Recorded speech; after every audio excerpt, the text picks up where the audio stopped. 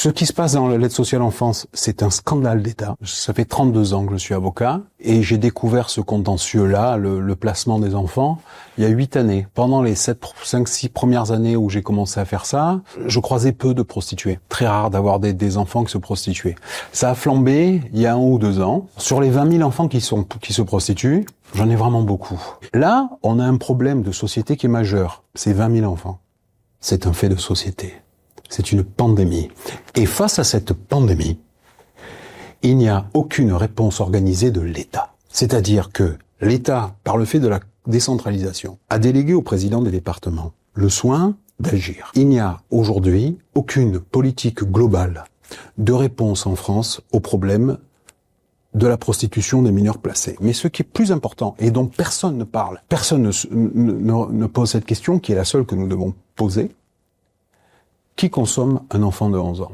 C'est pas de la prostitution, ce n'est que de la pédophilie. Le cœur des enfants qui sont nos clients, c'est entre 11 et 14 ans. Il y a eu une émission sur la 5, sur C'est à vous, et il y avait sur place le procureur de la République de Marseille, qui était là pour parler du trafic de stupes à Marseille. À Marseille, on a un endroit qui s'appelle le PEPS.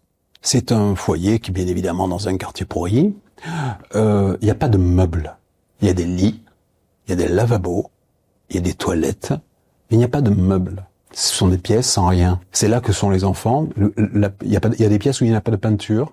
Et il y a un gardien. Celui-là, c'est une des plaques tournantes on sait que quand on met l'enfant là, rapidement il va se prostituer.